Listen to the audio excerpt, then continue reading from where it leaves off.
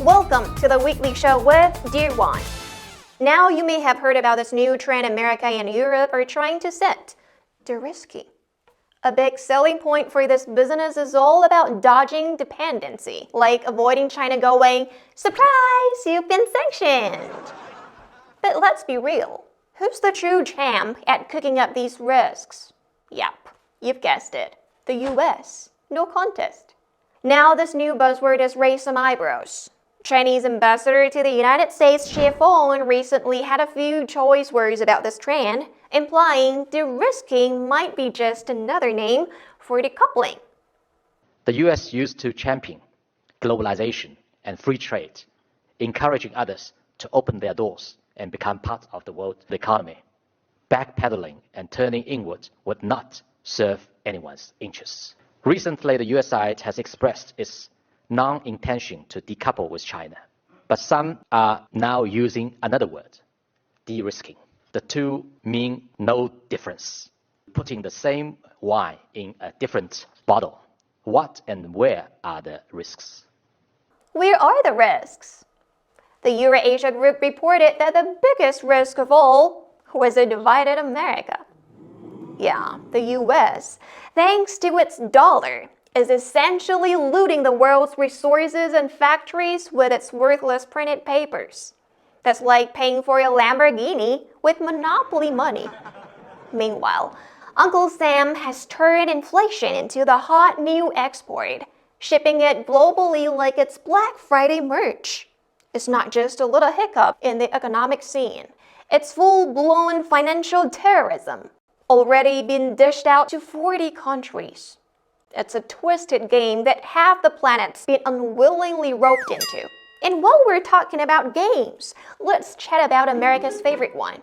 The more, the merrier. They've got the Trilateral Security Partnership, the Quadrilateral Mechanism, the Five Eyes Alliance, the Group of Seven. I'm telling you, if there was an Olympic event for forming alliances, America would sweep the medals. But let's be real. These alliances aren't about friendship bracelets and group selfies. It's all about stirring up conflicts, turning up the heat on the Cold War leftovers, and basically trying to be the high school bully in a world that's moved on to college. When you think about it, who's the one stirring up trouble in the Asia-Pacific region? Who's the one prolonging conflicts in Ukraine and the Middle East? Who's the one propagating fear and uncertainty then selling its freedom and democracy?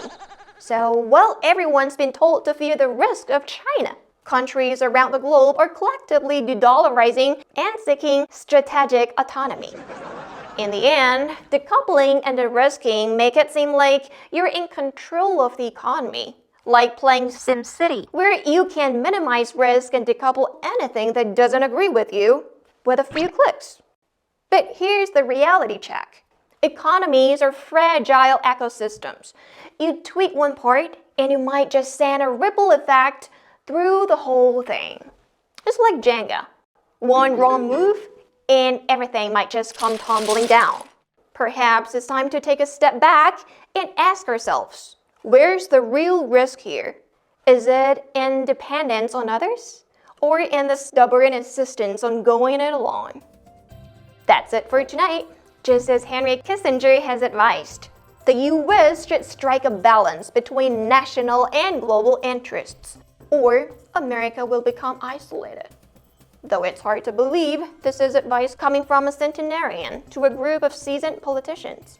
I mean, my nephew learned this stuff in kindergarten. Have a good night.